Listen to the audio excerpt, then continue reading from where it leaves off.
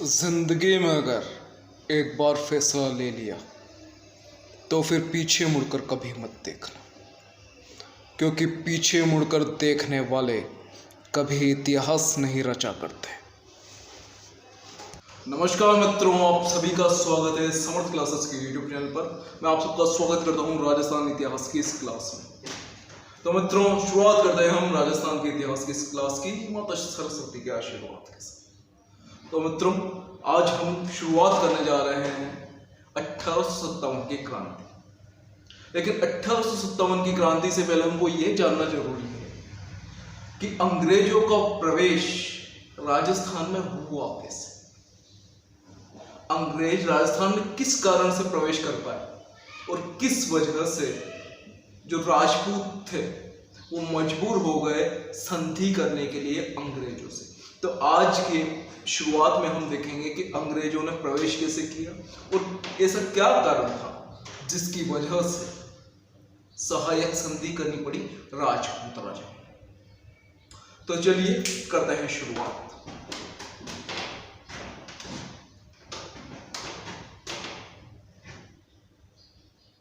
अंग्रेजों का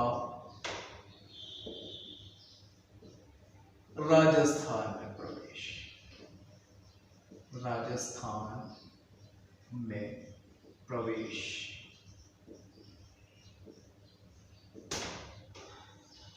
तो अंग्रेजों का राजस्थान में प्रवेश का सबसे बड़ा कारण बने थे मराठा।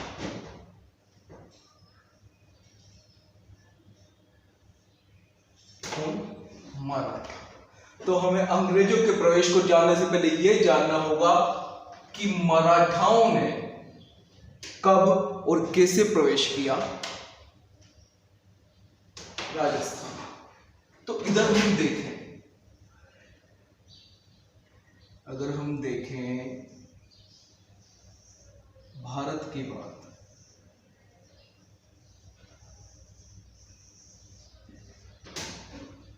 तो जो मराठा था, मराठाओं ने यहां तो थे ही सी, यहां से इन्होंने गुजरात पे और मालवा पे, ये गुजरात और ये रहा मालवा, इन पर तो इन्होंने अधिकार कर लिया था। लेकिन ये राजस्थान में प्रवेश नहीं कर पा रहे थे, क्योंकि राजस्थान में जो सभी राजपूत थे बहुत वीर थे। तो इनको थोड़ा भय था कि अगर हम एकदम से राजस्थान में प्रवेश करेंगे तो सारे हमारे खिलाफ खड़ा हो जाएंगे युद्ध करने के। तो इन्होंने खुद ने प्रवेश नहीं करा। लेकिन जो राजपूत थे ना, राजपूतों ने आपस की लड़ाई के चक्कर में इनको मौका दे दिया राजस्थान में प्रवेश करने का। और राजस्थान में प्रवेश करने के बाद तो इन्होंने हाहाकार मचा के रख दिया। तो आइए अब हम यही देखेंगे कि कैसे इन्होंने राजस्थान में प्रवेश किया, क्या कारण था।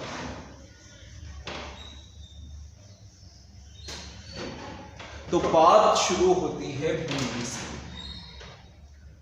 बात शुरू होती है बूंदी से।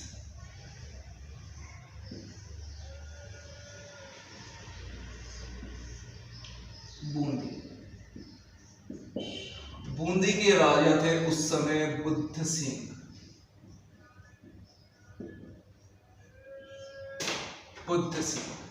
बुद्ध सिंह की रानी थी अमरकुंवरी। अब अमरकुंवरी कौन थी? अमरकुंवरी कोई साधारण रानी नहीं थी, वो सवाई जय सिंह की बहन थी। सवाई जय सिंह की बहन कौन थी? सवाई जय सिंह। दिक्कत ये थी कि इन दोनों के कोई संतान नहीं थी। अब बहुत समय तक निसंतान रहने के कारण फिर इन्होंने एक गोद ले लिया बच्चा, दलेर सिंह। दलेर सिंह कौन था? ये गरबड़ के जागीरदार सालिम सिंह हाड़ा। सालिम सिंह हाड़ा का पुत्र था दलेर सिंह। इस दलेल सिंह को बुद्ध सिंह ने गोद ले लिया और अपना उत्तराधिकारी बना लिया। तो भैया सवाई जय सिंह ने सोची कि भाई अब यही होगा बूंदी का अगला उत्तराधिकारी, तो इससे संबंध जोड़ लिया जाए। तो सवाई जय सिंह ने अपनी पुत्री कृष्ण कुमारी का विवाह करवा दिया दलेल सिंह से। तो दलेल सिंह बन गया अब इनका जमाई। का बन गया? जमाई। तो ये एक पिक्चर यहाँ तक, ये 1730 के लगभग हुआ था, 1730 ईस्वी के। अब बात आती है अब रानी अमरकुंडली के बाद में 2 संतानें। तो देखिए इधर अमरकुंडली के 2 संतानें हुई, एक भाऊ सिंह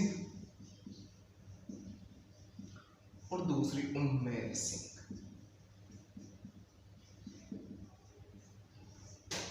अब अमरकुंडली जिद पर अड़ गई कि अब तो मेरे संतान है, तो फिर ये जो एक गोद लिया हुआ पुत्र तुम्हारा, उसको उत्तराधिकारी बनाने से क्या मतलब है। लेकिन जो सवाई जय सिंह था, सवाई जय सिंह का तो अब जमाई बन चुका था। सवाई जय सिंह ने कि अगर ये भाऊ सिंह या उम्मेद सिंह बने तो मेरे को क्या फायदा, दलेल सिंह मेरा जमाई है, तो इस तरह से मैं बूंदी पर भी कब्जा कर लूंगा। तो दलेल सिंह को बनाने के लिए सवाई जय सिंह लड़ गया। अब अमरकुंडली इधर लड़ गई, बुद्ध सिंह भी सवाई जय सिंह के साथ।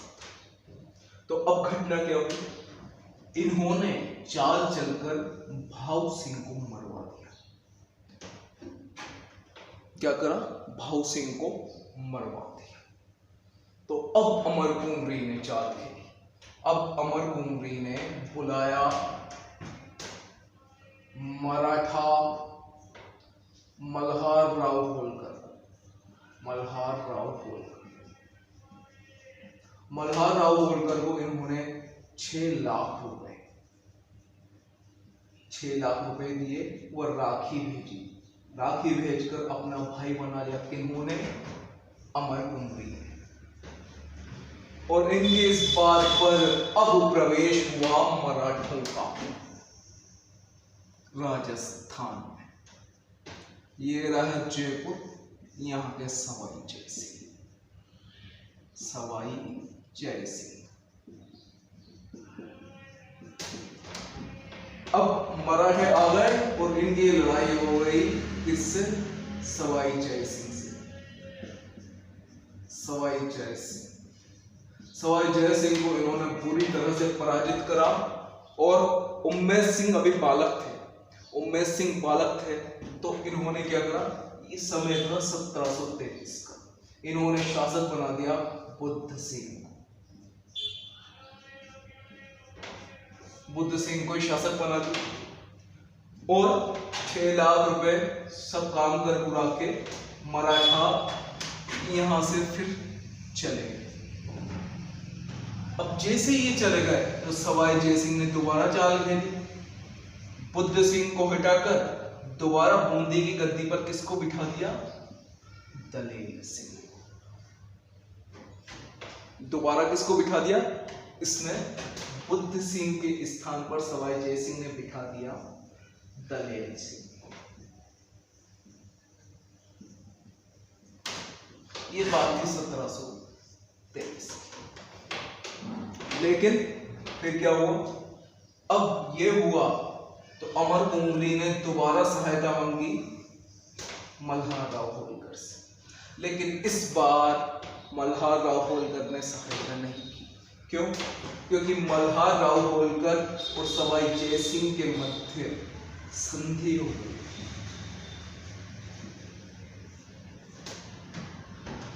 मल्हार राव होलकर और सवाई जय सिंह के मध्य संधि हो गई थी, तो मराठों ने अब कोई हस्तक्षेप नहीं करा, तो शासक बना रहा दलेल सिंह।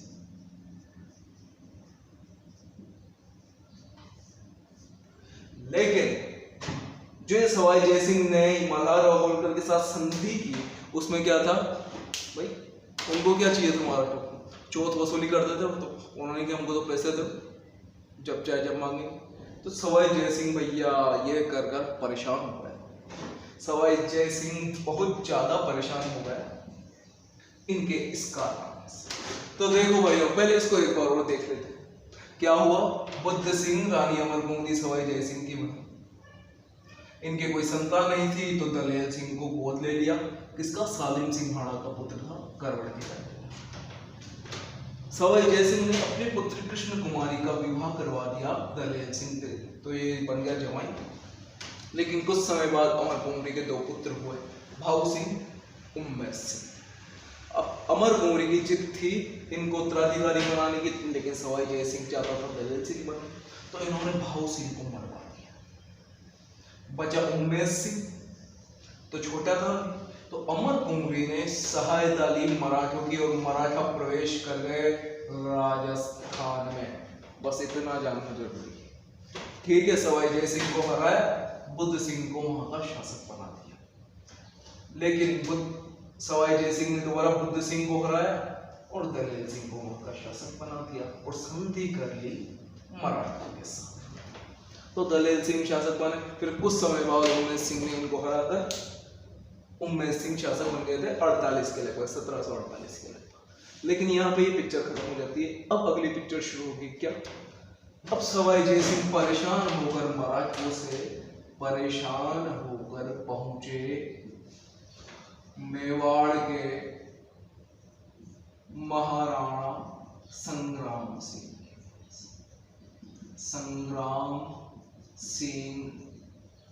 सेकंड। पहले संग्राम सिंह तो राणा संग्राम जानते ही हैं हम सब। तो पहुंचे भैया महाराणा संग्राम सिंह। महाराणा संग्राम सिंह ने कहा, आओ बेटा। क्या हुआ बेटा? मतलब कि आओ, क्या हाल चाल? सवाई सिंह ने कहा, अरे कहीं बताऊं हाल चाल, वहां से हमारे खान से मैंने संधि कर ली, फंस गया हूं। तो आ जावे के जब आ जावे, लाओ पीसा दो। कहीं करूं, कितना दूं पीसा? तो फिर इन्होंने की कि यार मराठा प्रवेश तो कर गए हैं, अभी तुमसे मांग रहे हैं, कल मुझसे मांगेंगे, परसों किसी और से मांगेंगे। तो एक काम करते हैं अपन, एक क्या करते हैं, सम्मेलन करते हैं जिसमें सारे राजपूत राजाओं को बुला लेते हैं और उनके साथ बैठकर सम्मेलन करते हैं। और उस सम्मेलन में मराठों से हम कैसे निपटें, इस बात पर बहस होगी। तो वो होगा हुरड़ा में। हुरड़ा में होगा 17 जुलाई 1724। यह निश्चित हुआ। लेकिन क्या हुआ? हुरड़ा में जो सम्मेलन होना था उससे पहले ही संग्राम सिंह की मृत्यु हो गई। क्या हुआ? संग्राम सिंह की मृत्यु हो गई। तो अब क्या करें? तो संग्राम सिंह के बाद अगले शासक थे जगत सिंह, महाराणा जगत सिंह सेकंड। तो कि कोई बात नहीं, संग्राम सिंह हट गए तो कौन? अब महाराणा जगत सिंह इसकी अध्यक्षता करेंगे। तो भैया ये सब निश्चित हो गया।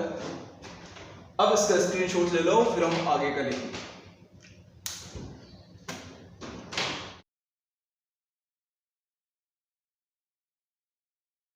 तो क्या हुआ? हुरड़ा सम्मेलन का आयोजन। हुरड़ा सम्मेलन का आयोजन। हुरड़ा सम्मेलन का आयोजन हुआ 17 जुलाई 1724।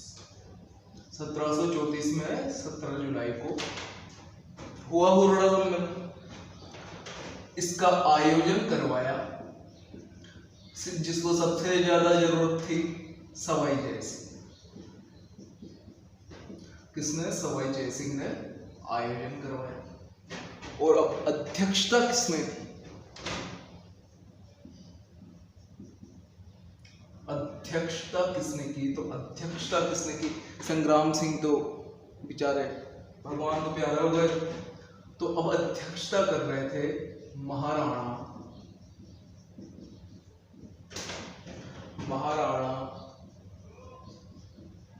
जगत सिंह सेकंड।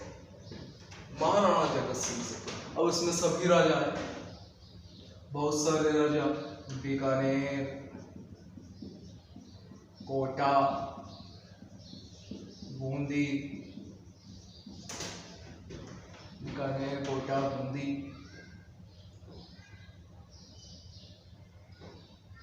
झालावाड़ और भी सभी है।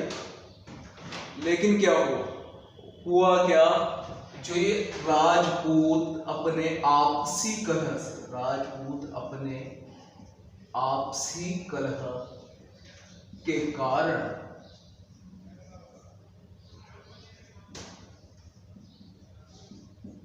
ये जो सम्मेलन था, सम्मेलन का उद्देश्य क्या था? सम्मेलन का उद्देश्य था मराठों का मुकाबला करना, मराठों की समस्या को हल करना, मराठों की समस्या को हल करना। लेकिन भैया ये जितने भी राजपूत थे, इसने कहा कि जितने भी राजपूत राज, अरे मैं इसके साथ बैठूंगा क्या, ये तो मेरा जाने दुश्मन, अरे मैं इसके साथ बैठूंगा क्या, अरे हट। ऐसे करते करते आपस में लड़ गए, क्योंकि जोश इतना ज्यादा भरा हुआ था कि आपस में लड़ गए और हो गया पूरा सम्मेलन समाप्त। अब क्या हुआ हुरड़ा सम्मेलन के बाद? सवाई जय सिंह जो थे, सवाई जय सिंह, आपको याद है देवाली समझौता हुआ था, तो देवाली समझौते में इनका विवाह हुआ था चंद्रकुमारी के साथ। चंद्रकुमारी कौन थी? अमर सिंह सेकंड, अमर सिंह सेकंड की पुत्री चंद्रकुमारी, और एक थी इसकी खींची रानी सूरज कंवर, सूरज कंवर। सूरज कंवर से उत्पन्न हुए ईश्वर सिंह और चंद्रकुमारी से उत्पन्न हुए माधव सिंह। इन दोनों के मध्य विवाद न हो, इसलिए सवाई जय सिंह ने माधव सिंह को रामपुरा की जागीर दे दी, रामपुरा की जागीर। लेकिन क्या हुआ, सवाई जय सिंह की 1734 में इसके बाद ही मृत्यु हो गई। तो दोनों भाइयों में ठंडी युद्ध की। ईश्वर सिंह और माधव सिंह थोड़े समय तो चुप रहे, लेकिन फिर इनके बीच में युद्ध की ठंडी। कब? राजमहल में, राजमहल टोंक,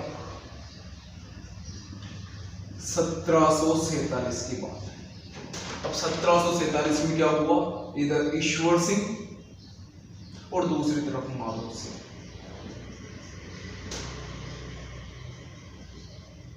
ईश्वर सिंह के साथ इस युद्ध में उसका सेनापति हरगोविंद नटाणी, हरगोविंद नटाणी, और माधव सिंह के साथ था Maratha plus Mewar plus Bundi plus Kota, इन सभी की संयुक्त सेना। लेकिन इतना सब कुछ होने के बाद भी ईश्वर सिंह विजयी रहा और इन सब की हार। तब 1747 में जो ये युद्ध हुआ, राज अहमद शाह अब्दाली को भी हरा रखा था इसी ईश्वर सिंह। ईश्वर सिंह ने अहमद शाह अब्दाली को भी हरा कर भगा दिया था। ये बात थी, ईश्वर सिंह बहुत काबिल राजा था। तो ये तो इसमें शांत हो गए, लेकिन फिर इसके बाद एक और युद्ध हुआ। अभी आपको यहाँ दिख नहीं रहा होगा, एक काम करो, पहले इसका स्क्रीनशॉट ले लो, फिर हम आगे बढ़ते हैं। तो फिर क्या हुआ, अब अगला हुआ बगरू का युद्ध। बगरू का युद्ध, ये बगरू कहां पे है? वहीं जयपुर में। तो बात थी, वो युद्ध खत्म हुआ राजमहल का, उसी के लगभग 1 साल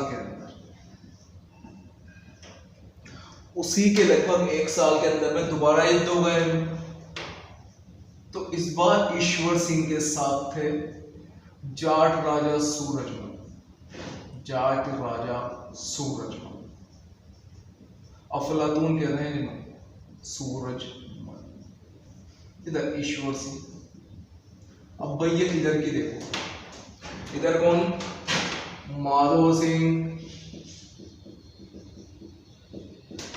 सिंह तो था ही सही। माधो सिंह के अलावा यहाँ पर मल्हार राव होलकर, उम्मेद सिंह बूंदी, दुर्जन शाल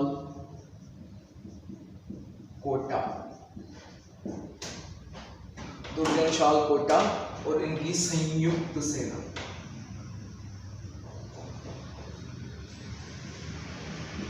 मेवाड़। तो क्या हुआ? अब इस युद्ध में हार हुई ईश्वर सिंह की और जीत गए माधो सिंह। लेकिन अब देखो क्या हुआ, ईश्वर सिंह की हार हुई लेकिन जीत गए माधो सिंह। और लेकिन ईश्वर सिंह ने क्या करा? कुछ पैसे दिए किसको? मल्हार राव होलकर को पैसे दिए। तो मल्हार राव होलकर ने ठीक है कोई बात नहीं, हम जीत गए, लेकिन शासक कौन बना रहेगा? ईश्वर सिंह। पैसे ले लिए और बात खत्म। तो यहाँ पर ये सिंपल सी बात, मराठाओं को क्या चाहिए था? बस शासन चलाने के लिए अपन को तो चौथ वसूली चाहिए। तुम्हारा आपस का झगड़ा क्या, उससे हमको क्या लेना था? ठीक है। तो अब ये यहाँ पर खत्म हुआ है। तो देखो अभी तक हमने क्या क्या देखा? पहला बूंदी का मामला, ठीक है ना, बूंदी में आए थे। उसके बाद हुआ हुर्राड़ा सम्मेलन। अब बात आई जयपुर के युद्धों की। तो कौन से युद्ध में आए? पहले राजमहल के युद्ध में मराठे आए, उसके बाद बगरू के युद्ध में आए। अब इसके बाद ये 47, अब इसी 40 साल आगे चल जाओ, 1787 ईस्वी में सवाई प्रताप सिंह व जोधपुर के उस वक्त शासक थे विजय सिंह, जिसने जयप्पा सिंधिया को मरवा दिया था जोधपुर का। विजय सिंह कहाँ के? जोधपुर के। इन दोनों ने मिलकर तुंगा में किसको हराया? महादजी सिंधिया की मराठा सेना को हराया। किन्होंने? इन दोनों ने। किसमें? तुंगा के युद्ध। समय चल रहा था 1787। देखो कुछ याद करने की जरूरत नहीं है। 1747 में 40 साल जोड़ो तो क्या होगा? 87। अब 87 में यह युद्ध हुआ। लेकिन इसके बाद अब अगला युद्ध हुआ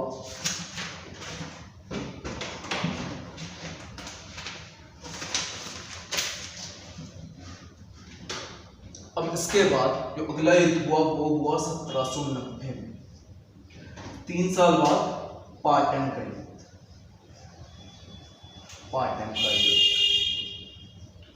इसमें कौन था? इसमें इस तरफ तो सवाई प्रताप सिंह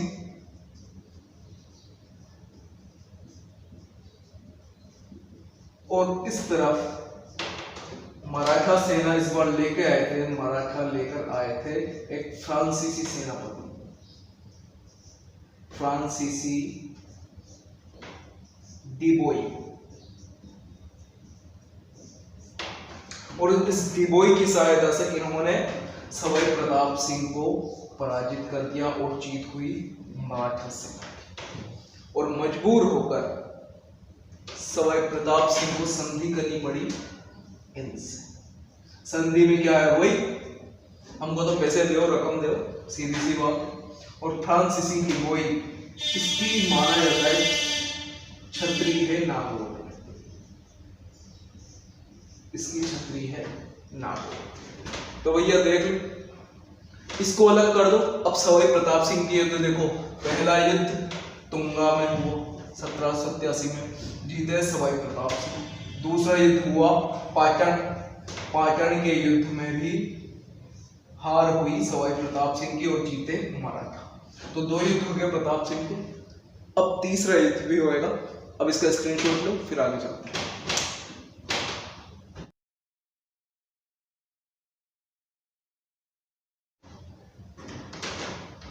अब प्रताप सिंह का आखिरी युद्ध, अब प्रताप सिंह का आखिरी युद्ध हुआ। क्या हुआ, प्रताप सिंह ने क्या कर ली थी, इनके साथ संधि कर ली थी, लेकिन संधि कर कर बहुत परेशान हो गए थे, क्योंकि मराठा जब चाहे तब आ जाते हैं, उनको लूट कर ले जाते हैं। इनसे कहते कि लाओ पैसे दो, नहीं दो तो फिर वो लूटे। तो सवाई प्रताप सिंह बहुत परेशान हो गए थे। तो सवाई प्रताप सिंह ने मदद मांग चाहिए किससे, जोधपुर के भीम सिंह से। जोधपुर के शासक थे उस वक्त भीम सिंह। लेकिन यह बात किनको पता चल गई, ये बात चल गई मराठाओं को। तो हुआ युद्ध मालपुरा। किसका, मालपुरा का युद्ध हुआ 1820। फिर से वही प्रताप सिंह वीएस मराठा से।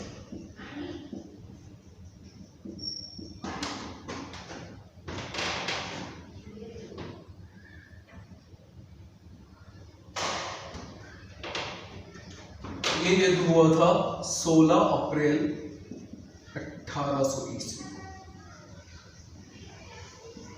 इस युद्ध में हार हुई प्रताप सिंह की और दोबारा इसको मजबूर होना पड़ा संधि के लिए। ऐसे करते करते मराठा अब पूरे राजस्थान में,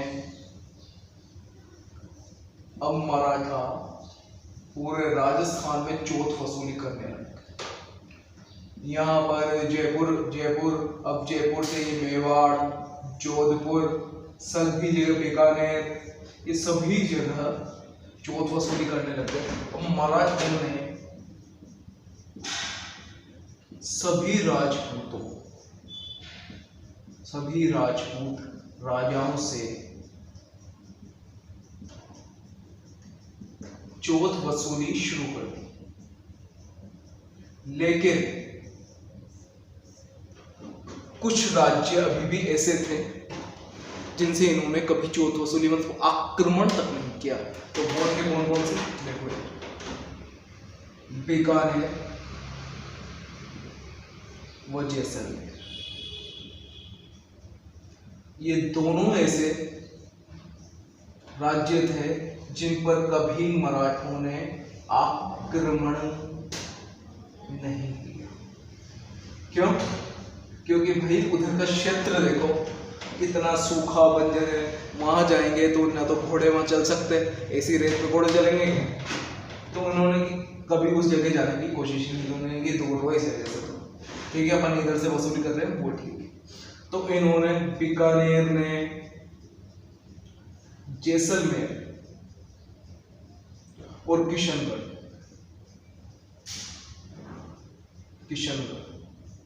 इन्होंने कभी भी मराठों को कर नहीं दिया।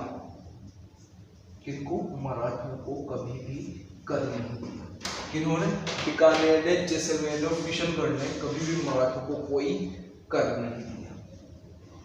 अब इनका खौफ कितना भारी था, इनका खौफ कितना भारी था, ये हम इस बात से पता लगा सकते हैं कि एक बार अहिल्याबाई होलकर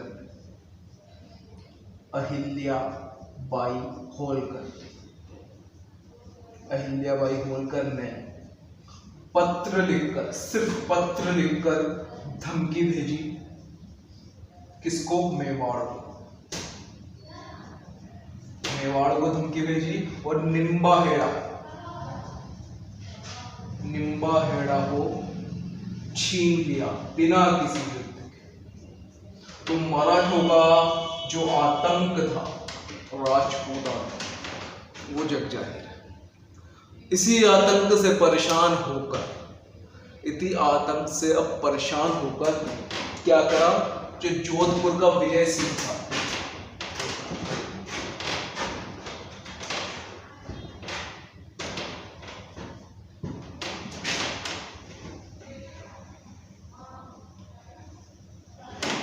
इसी आतंक से परेशान होकर विजय सिंह कौन था? जोधपुर का शासक। इसने वारेन हेस्टिंग के पास पत्र भेजा। वारेन हेस्टिंग के पास पत्र भेजा, लेकिन कोई कार्यवाही नहीं की। इन्होंने ध्यान भी नहीं दिया। क्यों? क्योंकि अंग्रेजों वो मराठों के मध्य एक संधि हो गई थी, सालाबाई